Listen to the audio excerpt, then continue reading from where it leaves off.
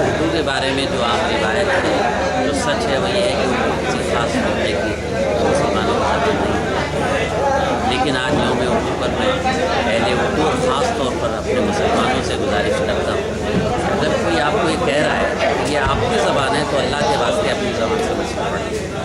ہم لوگ اپنی زبان سمجھ کر نہیں پڑھ رہے ہیں، دوسرے کہہ رہے ہیں مسلمانوں کی زبان نہیں ہے۔ مسئلہ یہ ہے کہ اردو نہیں پڑھی جا رہی ہے، اردو پڑھیں گے تو اردو کے چراغ روشن ہے۔ آج یوم اردو پر اقبال کو یاد کیا گیا۔ اقبال کا ثانی نہ تھا نہ ہے نہ ہوگا۔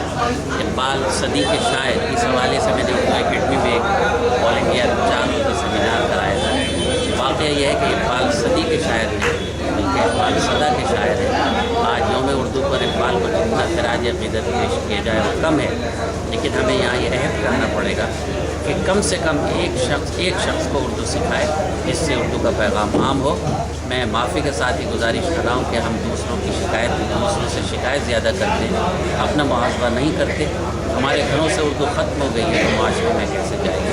کاش ہم لوگ لارڈ برنارڈ شاء کے اس قول کو سمجھ سکے کہ جس قوم کو مارنا ہو اس سے اس کی زبان چھین لی جائے۔ مراد یہ ہے جس قوم کو مارنا ہو اس سے اس کی زبان چھین لی جائے، کیونکہ اس کا مذہبی لٹریچر اس کی مادری زبان میں ہوتا ہے۔ ہمارا مذہبی لٹریچر اردو زبان میں ہے۔ کاش اردو والے، کاش ہمارے مسلمان بھائی اس کو اپنی اہم ترین ضرورت سمجھ کے اردو کو پڑھیں، اور اردو اور مائنرٹیز، معاف کیجیے گا، اتنی سخت جان ہے دونوں کے، یہ ختم ہونے والے نہیں ہیں، لیکن کیا ہم وہ ذمہ داریاں نبھا رہے ہیں؟ ہم اردو کی کھا رہے ہیں، اردو کے نام سے ہماری شخصیت ہے تو ہماری ذمہ داری زیادہ ہے کہ اردو کے لیے دامے درمے قدم سخن کچھ نہ کچھ کرنے کا جذبہ رکھیں۔ میں اردو کا مسافر ہوں، یہی پہچان ہے میری، جدھر سے بھی گزرتا ہوں سلیقہ چھوڑ جاتا ہوں۔